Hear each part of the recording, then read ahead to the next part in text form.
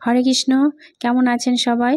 আমার ব্লগে আপনাদের সবাইকে স্বাগত জানাই। তো আজকে সকাল থেকে ব্লগটা শুরু করছি। সকাল থেকে দুপুর পর্যন্ত কি করলাম, কি খেলাম, সেটা সব কিছুই আপনাদের সঙ্গে শেয়ার করব। তো প্রথমে ভোর 5টায় উঠেছি, মা আর আমি দুজন মিলে ঠাকুরের পুজো দিয়েছি। আর আজকে পিমুলিয়া ফুল দিয়ে আজকে একাদশী বলে একটা ফুলের মালা করলাম, মা সেটা পরিয়ে দিল।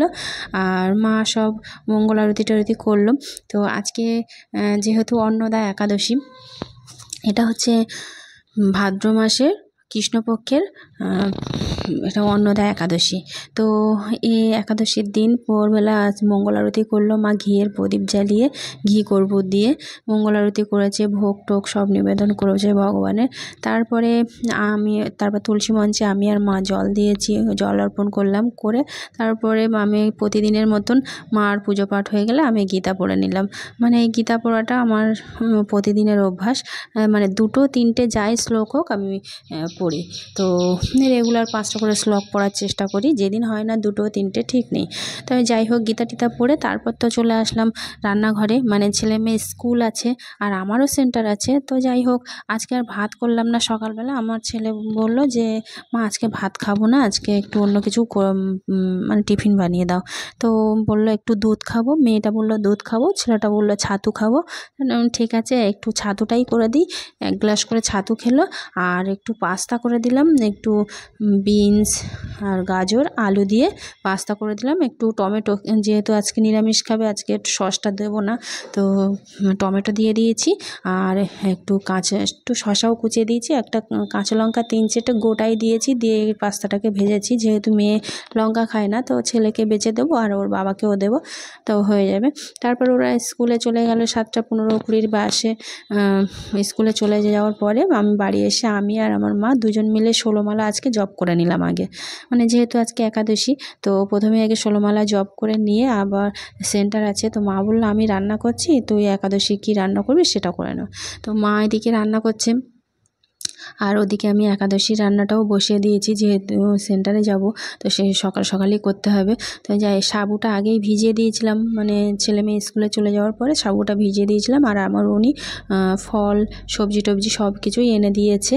তো গাজর, তারপর ক্যাপসিকাম, আলু টালু সব কিছুই দিয়েছে সাবু টাবু। তো সেটাকে একটু গাজর আর ক্যাপসিকাম দিয়ে একটু আলুটা একটু কম দিয়েছি, যেহেতু মা আলু খায় না, সেই জন্য আলুটা কম দিয়েছি। তো আর আমি প্রতিবারের মতো ওটা ফ্রাই করলাম। আর একটু কাজু কিশমিশ মানে ভগবানের ভোগ দিয়েছিলাম, সেটাই আবার ওটা সাবু ফ্রাইয়ের মধ্যে করে দিলাম। আর এদিকে আমি দেখাই, মা এদিকে রান্না করছে। আমি বলে দিয়েছিলাম যে মুগ ডাল করো। আমার মেয়ে বলেছিল গতকাল যে ডাল আর পাঁপড় ভাজা খাবে। তা পাঁপড়টাকে আগে ভেজে নিচ্ছে, আর মুগ ডালটাকে আগে ভেজে জলের মধ্যে ভিজিয়ে রেখে দিয়েছে। তারপর পাঁপড় ভেজে, আলু ভেজে, কাঁচকলা ভাজা, মানে কাঁচকলা ভাজাটা আমার উনি ভীষণ ভালোবাসে। তো ছিল, মা বললো ওটা ভেজে দিই, পলাশ খাবে। তো যাই হোক, মা এদিকে রান্না করছে আর আমি ওদিকে সাবু ফ্রাইটা আমার তো হয়ে গেছে। আর এবার সাবুর পকোড়া বানাই। তো সাবুর পকোড়া আমি একটু আলু সিদ্ধ করে সেটা দিয়েই বানাই। তো মা আলু খায় না বলে একটু কুমড়ো সিদ্ধ করে সেটা দিয়ে বানিয়েছি। কুমড়ো আর সাবু একসঙ্গে মাখিয়ে নিয়েছি কাঁচা লঙ্কা দিয়ে, আর একটু বাদাম বেটে দিয়েছি, দিয়ে সে সাবুর পকোড়াটা করলাম। আর রান্না ওদিকে হচ্ছে। আমি আবার বলছিলাম যে আমি সেন্টারে যাব। মানে যতই যাও, উপোস করো পাপোস করো, যাই হোক, যা বার ব্রত যাই কিছু করো, পুজো পাঠ, তো প্রফেশনাল কাজটা কিন্তু মানুষের আগে। তো প্রফেশনাল কাজে ফাঁকি দিলে কিছুই হবে না, কিছুই চলবে না। তো প্রফেশনাল কাজটা করতেই হবে যত যাই করো। তো যাই হোক, এদিকে আমার রান্নাবান্না প্রায় কমপ্লিট। মানে পেঁপে আলুর তরকারিটা বসিয়ে দিয়েছি, দিয়ে ফুটছে। মাকে বললাম যে আমার তো দেরি হয়ে গেছে, তুমি এটা একটু করে নিও বলে তারপর চলে গেলাম। তারপর বাড়ি এসেছি তখন 2টো বাজে। মা আর আমি প্রসাদ পাচ্ছি। কী প্রসাদ সেটা তো আগেই বলে দিয়েছিলাম। সাবু ফ্রাই করেছিলাম গাজর ক্যাপসিকাম আলু দিয়ে, আর একটু কুমড়ো আর সাবু দিয়ে একসঙ্গে সাবুর পকোড়া বানিয়েছিলাম। আর বাদামের স্যালাডটা না ভীষণ ভালো লাগে খেতে। মানে আলু সিদ্ধ করে আর শসা কুচিয়ে, লেবু দিয়ে, কাঁচা লঙ্কা কুচিয়ে, বাদাম ভেজে ভীষণ ভালো লাগে খেতে। আর রান্নার আগে বাদামটা আমি আগেই ভেজে নিই, মানে একাদশী রান্না করার আগে বাদাম সব কিছুতেই একটু দিই। তারপর পেঁপে আলুর তরকারি করেছিলাম, মানে রসা টাইপের, সেটা নিয়েছি।